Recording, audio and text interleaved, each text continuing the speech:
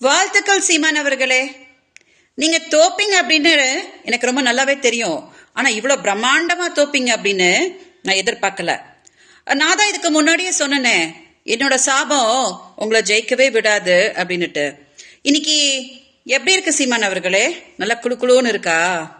என்ன தமிழ்நாட்டில் என்னோட மக்கள் கூட வாழ விடாம கர்நாடகாவுக்கு ஓட்டுனீங்களே, அன்னைக்கு எனக்கு இப்படிதான் இருந்துச்சு. ஈரோடு மக்களுக்கு என்னோட நன்றியை தெரிவிச்சுக்கிறேன். ஏன்னா மக்கள் தான் சீமானுக்கு சரியான செருப்படி கொடுக்க முடியும் அப்படின்னு நான் சொல்லியிருந்தேன். அதை இன்னைக்கு அவங்க நடத்தி காட்டியிருக்காங்க. பெரியாரே எனக்கு மண்ணு தான் அப்படின்னு சொன்ன வாய அட்ரஸே இல்லாம மண்ணுக்குள்ள புதைச்சிட்டாங்க. இன்னைக்கு திமுகவுக்கு என்னோட வாழ்த்துக்கள். ஏன்னா திமுகவோட காலகட்டத்திலாம் சீமான் நல்ல செருப்படி வாங்கிட்டு இருக்கிறாரு. அவர் வாங்கணும். ஏன்னா தோத்தாதான் சீமான் மனுஷனாவாரு, இல்லாட்டி தலை விரிச்சு போட்டு ஆடிட்டு இருப்பாரு. இன்னைக்கு சீமான் அவர்களே, கர்வான்றது எப்படி இருக்கு பாத்தீங்களா? நான் இங்க துடிச்சு கதறிட்டு இருக்கும் போது அவ கத்திக்கிட்டே கிடக்கட்டும் அப்படின்னு உங்க வேலையை பார்த்துக்கிட்டு பிரச்சாரம் பண்ணிட்டு இருந்தீங்க. மக்கள் என்ன பண்ணாங்க பாத்தீங்களா?